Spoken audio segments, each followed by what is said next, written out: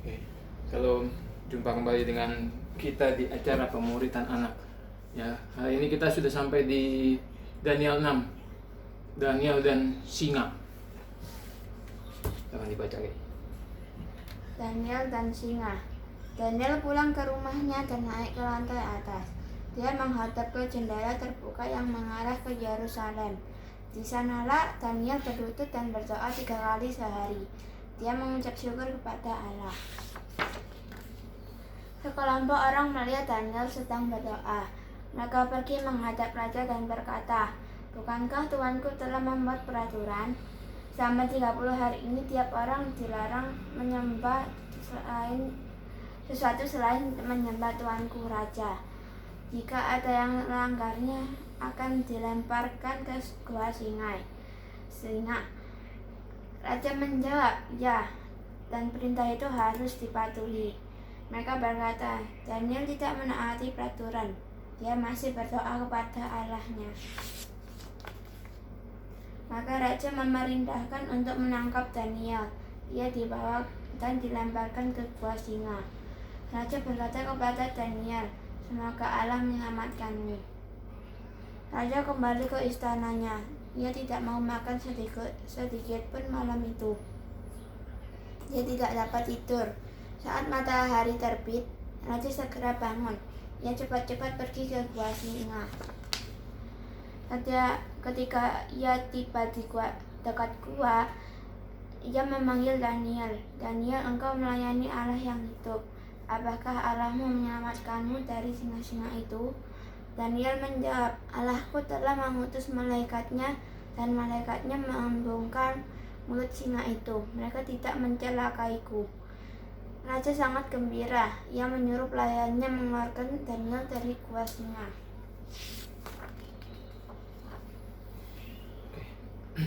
Seperti biasa kita akan mulainya dengan Injil.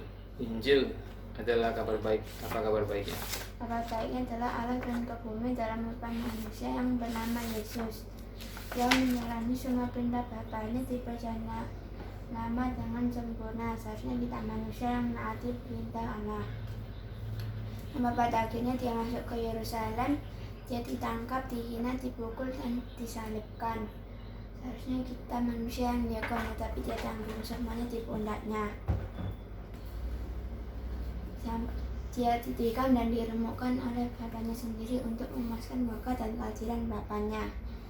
Dia mati di kayu salib, dikuburkan 3 hari kemudian dia dibangkitkan sebagai tanda pembayarannya telah lunas dan nama baiknya telah dipulihkan, karena dia bukanlah penjahat melainkan anak Allah. Karena kebangkitan Yesus adalah lambang kemenangan bagi kita orang dosa. Jadi kita orang dosa supaya bertobat dan percaya Injil agar dapat diselamatkan dan dapat masuk ke surga dengan mengandalkan kebenaran Kristus. Oke. Masih tentang Daniel. Kita belajar kemarin Daniel ini zaman pembuangan. Jadi zaman pembuangan itu ada ada orang-orang Israel yang ditarik ke luar dari Israel terus dibuang ke negeri orang-orang ini, orang Babel ini. Jadi otomatis mereka tinggal di tengah-tengah orang yang tidak kenal Tuhan, penyembah berhala.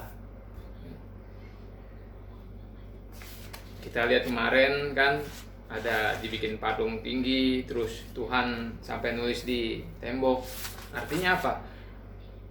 Walaupun mereka di dalam pembuangan, ya, Tuhan tetap hadir menyertai orang-orangnya.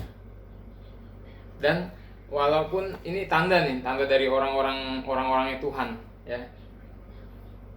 Tanda dari orang-orang yang sudah lahir baru diselamatkan.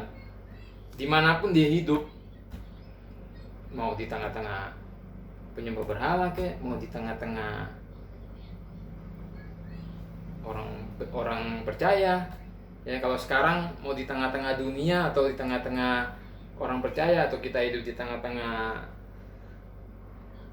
mayoritas agama lain, tetap Tuhan akan menjaga kesetiaan orang ini. Tuhan akan menjaga kesetiaan kita kepada Tuhan. Kalau kita memang benar-benar orang-orang yang sudah lahir baru ditentukan selamat. Jadi Tuhan tetap sertai. Dan cobaan dari luar tuh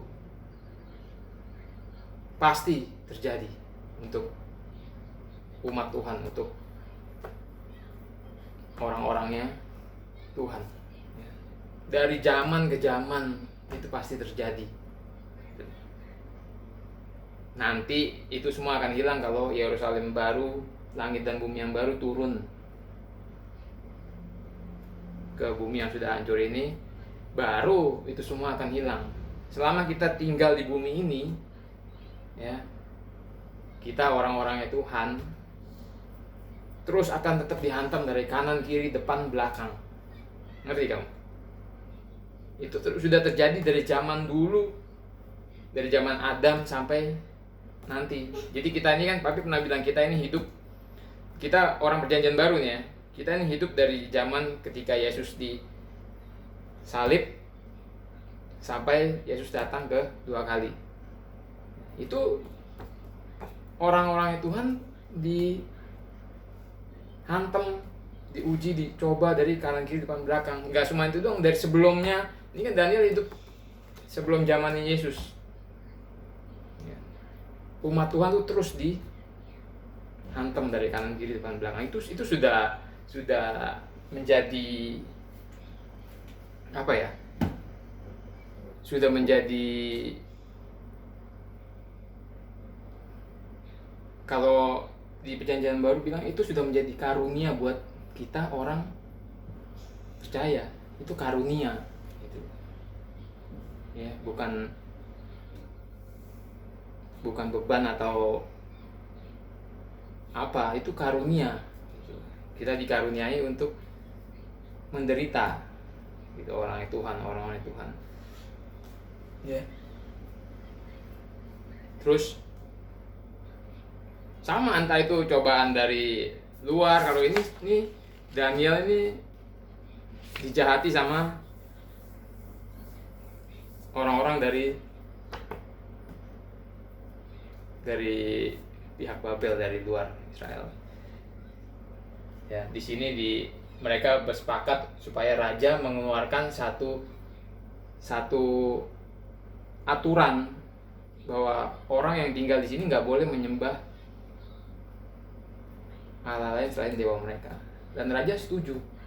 Mereka bikin itu untuk menjebak Daniel gitu. Jadi nggak usah heran kalau kamu nanti suatu hari ada yang menjebak kamu, ada yang ngejahatin kamu, itu nggak usah heran.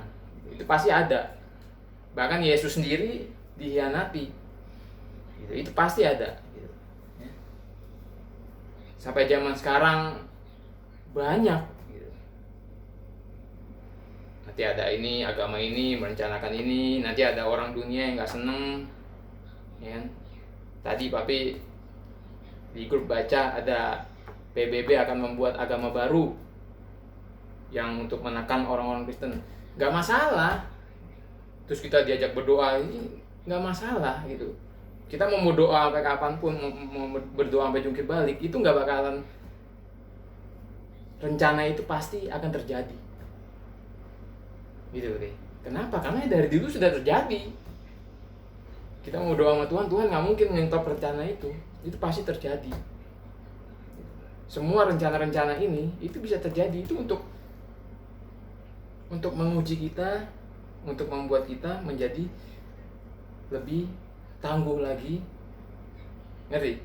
Ujian itu untuk membuat kamu lebih tangguh lagi, untuk membuat umat Tuhan sengaja mengizinkan itu terjadi, itu untuk melatih supaya kita lebih tangguh. Dan yang paling utama, supaya melalui ujian dan cobaan itu kita menjadi semakin serupa seperti gambaran Kristus gitu. Terus satu lagi contoh dari Daniel, ya. Akhirnya Daniel kejebak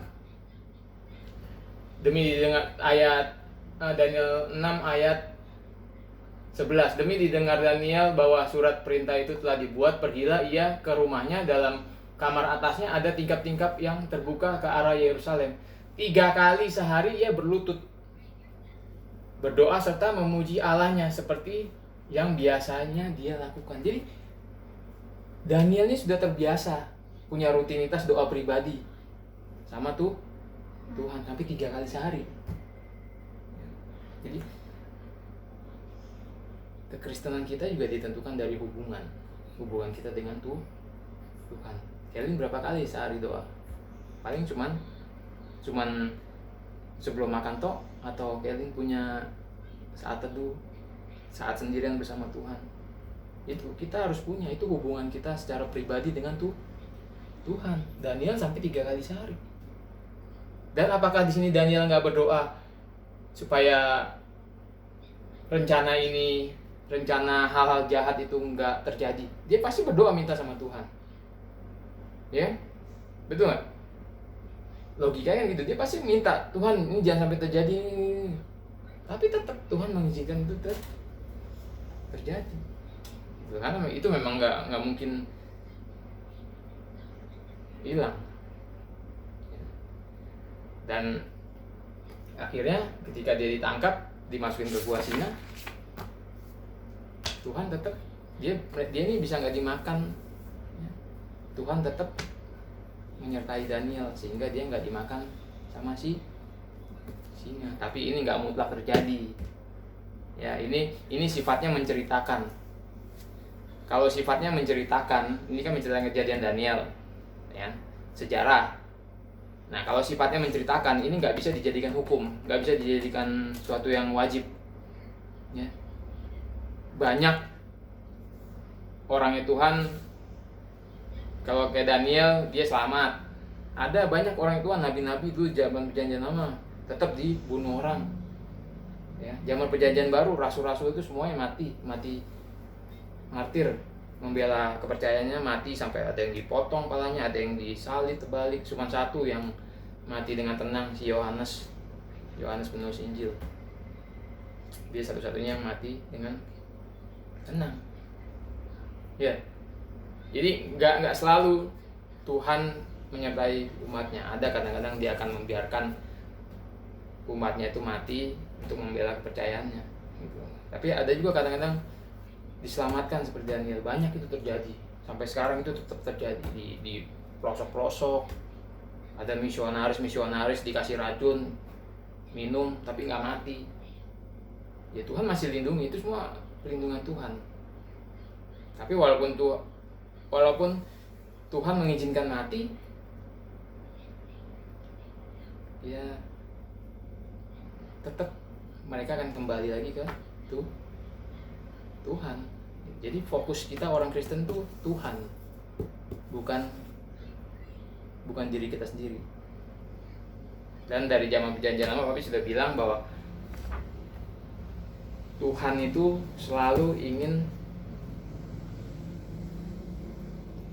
menunjukkan kemuliaannya di umatnya sendiri dan di bangsa-bangsa lain. Dia selalu ingin menunjukkan kebesarannya, nama besarnya, reputasinya, kemuliaan itu selalu ingin menunjukkan itu kepada bangsa-bangsa lain. Jadi kalaupun dia menyelamatkan Daniel waktu itu, bukan karena Daniel itu hebat, bukan karena Daniel doa 3 kali sehari, bukan. Daniel bisa doa 3 kali sehari karena itu semua karena Tuhan. Karena Tuhan yang menarik dia, Tuhan yang memanggil dia, Tuhan yang mengasihi dia passion untuk berdoa 3 kali sehari. Itu sebagai tanda orang yang diselamatkan lahir baru. Jadi kalau Daniel ini selamat waktu itu karena Tuhan ingin memuliakan namanya di tengah bangsa-bangsa yang tidak kenal Tuhan. Maka rajanya tuh langsung, wah, di sini kamu bisa lihat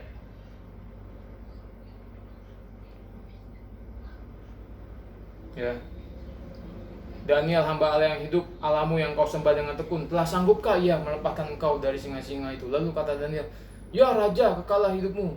Allah telah mengutus malaikatnya yang mengatupkan mulut singa sehingga mereka tidak mengapa-apakan aku. Karena ternyata tak bersalah di hadapannya. Lalu bersukacitalah raja dan memberi perintah supaya Daniel ditarik dari gua itu, karena ia percaya pada Allah. Raja memberi perintah, ya.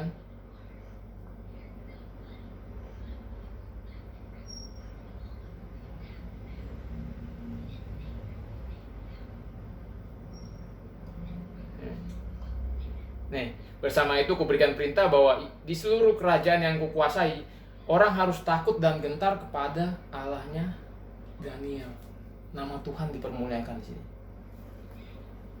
Jadi ini satu sebabnya kenapa Tuhan menyelamatkan Daniel untuk kemuliaannya. Untuk kemuliaan Tuhan.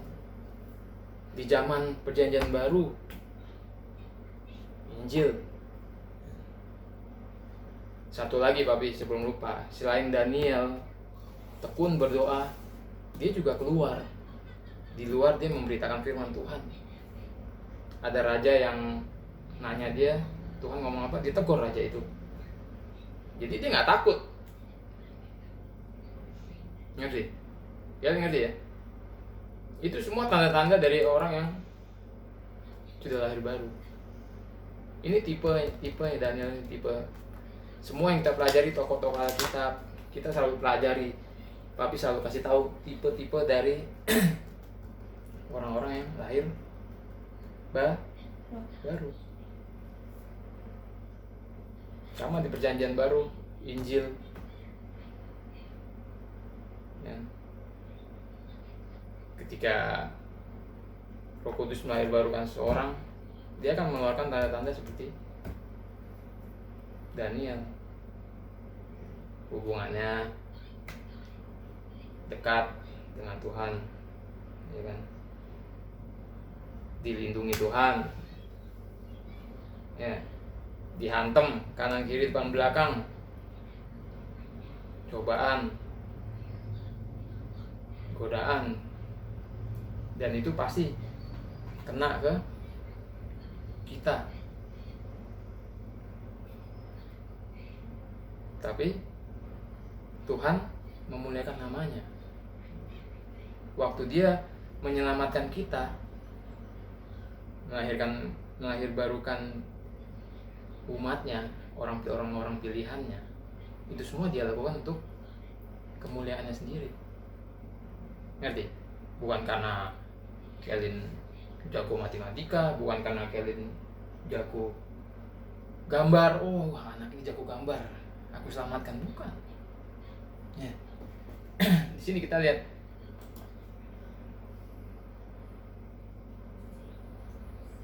ya.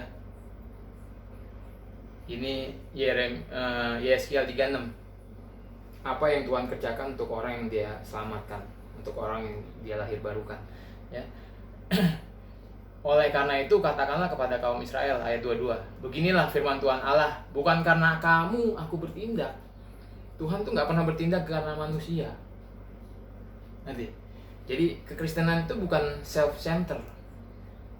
Centernya kekristenan itu bukan di manusia, tapi di Tuhan. Bukan karena kamu aku bertindak, hai kaum Israel, tapi karena namaku. Karena namaku yang kudus, yang kamu najiskan, gitu. Jadi kita ini hanya menajiskan nama Tuhan. Ngerti Kevin? Dengan apa? Dengan dosa-dosa kita. Apa yang kita lakukan, dosa-dosa kita itu semua menajiskan nama Tuhan di tengah bangsa-bangsa lain. Itu yang kita kerjakan, itu yang kita sumbang buat Tuhan, hanya dosa. Ngerti? Itu Tuhan yang ngomong, bukan Papi. Ayat 22. Ya. Bukan karena kamu aku bertindak hai kaum Israel, tetapi karena namaku yang kudus yang kamu najiskan di tengah bangsa-bangsa di mana kamu datang. Sama, kita sampai hari ini manusia itu manusia yang belum percaya, yang dilahirkan mati, rohaninya membenci Tuhan. Itu kerjaannya hanya menajiskan nama Tuhan. Dulu waktu kita belum bertobat, kerjaan kita hanya menajiskan nama Tuhan. Ya, kerjaan manusia itu hanya menajiskan nama Tuhan. Tapi setelah Tuhan bertindak, ya, dia melahirbarukan kita, ya, Aku akan menguduskan namaku yang besar yang sudah dinajiskan di tengah bangsa-bangsa. Tuhan menguduskan namanya. Dia bertindak hanya untuk kemuliaannya, hanya untuk namanya, reputasinya. Yang kamu nyatakan, dan bangsa-bangsa akan, supaya bangsa-bangsa mengetahui bahwa akulah Tuhan, supaya namanya besar. Gitu. Ya. Jadi kalau kamu berubah, Tuhan merubah kamu, orang pasti akan melihat dan memuliakan Tuhan. Seharusnya seperti itu. Bukannya kamu berubah terus orang ngelihat malah orang memuliakan kamu, bukan. Mestinya orang memuliakan Tuhan melihat perubahan kamu. Itu karena itu yang paling benar yang ditulis di Alkitab. Demikianlah firman Tuhan Allah, manakala aku menunjukkan kekudusanku kepadamu di hadapan bangsa-bangsa, aku akan menjemput kamu dari antara bangsa-bangsa. Sama kayak Daniel, dia beda walaupun dia tinggal di bangsa-bangsa yang penyembah berhala, tapi hidupnya beda. Ngerti? Dia tetap setia, walaupun nggak boleh nyembah Tuhan, nggak boleh nyembah patung, dia tetap setia sama Tuhan. Walaupun dia hidup di tengah bangsa-bangsa yang nggak kenal Tuhan, dia tetap setia. Itu tipe-tipenya dari orang yang sudah dilahirkan baru. Ini kita sudah belajar dengan berulang ulang, tuh nggak? Ya kan, ini sudah sampai bisa ulang-ulang toh. Yeskiel 36, menjemput kamu, mencurahkan air jernih, mentahirkan kamu dari segala kenajisanmu, dari semua berhala-berhala, mentahirkan kita, ya kan? Kita beri hati yang baru, Roh Kudus, ya kan? Hati kita yang lama yang terbuat dari batu diganti dengan hati yang taat, ya. Hati yang terbuat dari daging, hati yang taat. Rohku akan kuberikan diam dalam batinmu, dan aku akan membuat kamu hidup menurut ketetapanku. Jadi orang yang sudah lahir baru itu hidupnya pasti menurut firman Tuhan, ya. Dan tetap berpegang pada peraturan-peraturanku dan melaksanakan firman Tuhan itu. Sama Daniel juga, Tuhan ngomong apa dia laksanakan langsung, gitu. Ingat, kasih pasti menghasilkan respon yang cepat. Kalau Gary mengaku mengasihi Tuhan, pasti responnya cepat, gitu. Ya, ya, apa yang Tuhan kerjakan bagi gerejanya, ya. Ya, di Yeremia 32 ayat 39 dikatakan, aku akan memberikan mereka satu hati, satu tingkah langkah, sehingga mereka takut kepadaku sepanjang masa. Yang namanya gereja itu pasti akan takut sama Tuhan sepanjang masa, untuk kebaikan mereka dan anak-anak mereka yang datang kemudian. Sama anak-anaknya juga takut, ya, sama Tuhan. Aku akan mengikat perjanjian kekal dengan mereka, bahwa aku tidak akan membelakangi mereka. Tuhan gak akan membelakangi kita. Lihat Daniel, dia diselamatkan. Walaupun ada orang yang mati karena membela kepercayaan, itu bukan karena Tuhan membelakangi dia, bukan. Ya karena Tuhan berkehendak membiarkan, tapi tetap nanti setelah dia mati dia akan kembali ke Tuhan, disambut sama Tuhan jadi hamba yang baik. Ngerti? Ya.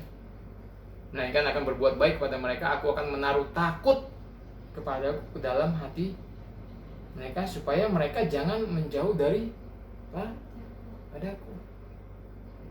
Jadi kalau ada pencobaan-pencobaan seperti tadi kita bilang, ada yang membuat agama baru untuk menekan kekristenan, itu nggak masalah sebetulnya. Kalau dia memang gereja, dia nggak bakal takut, ya. Dia hanya takut sama Tuhan, dan mereka itu nggak bakal menjauh daripada Tuhan. Mau ada pandemi, mau ada wabah, dia nggak akan menjauh. Nggak ada orang sudah lahir baru diselamatkan takut ke gereja gara-gara pandemi, itu nggak ada. Dia pasti akan datang kepada Tuhan. Nggak ada yang bisa menghalangi dia, ya. Mereka nggak mungkin jauh-jauh dari Tuhan, ya, kerja. Ya contohnya Daniel sampai 3 kali sehari hubungan pribadi dengan Tuhan. Aku akan menggirang karena mereka untuk berbuat baik kepada mereka, dan aku akan membuat mereka tumbuh di negeri ini dengan setia. Setia dengan segenap hatiku dan dengan segenap jiwaku. Tuhan itu ngomong dengan segenap hatiku dan dengan segenap jiwaku. Gereja tuh seperti itu. Jadi kita sebagai gereja kita nggak usah takut. Ya. Apapun yang terjadi, Tuhan entah kita seperti Daniel diselamatkan atau seperti rasul-rasul dibiarkan mati karena kepercayaan, kita nggak usah takut. Tuhan pasti tolong. Pertolongan Tuhan tuh apa? Tanda pertolongan Tuhan? Sampai kita mati, kita nggak memungkiri Tuhan. Sampai kita mati, kita nggak menyangkal Tuhan. Itu artinya Tuhan menolong kita. Ngerti? Kalau sampai Kelin mati nanti dengan segala pencobaan, dengan segala masalah yang Tuhan izinkan, terus sampai kita mati nanti kita tetap nggak menyangkal Tuhan, itu artinya Tuhan tolong kita. Ngerti? Tuhan sudah tolong kita. Dan kalau kita nggak pernah nyangkal Dia, kita mati pun kita akan kembali kepada Tuhan. Oke, ngerti ya? Ada yang mau tanyakan nggak? 2 menit ke 26. Ada yang mau tanyakan nggak? Enggak. Besok kita akan pindah ke cerita Yunus. Oke? Sampai jumpa di video selanjutnya.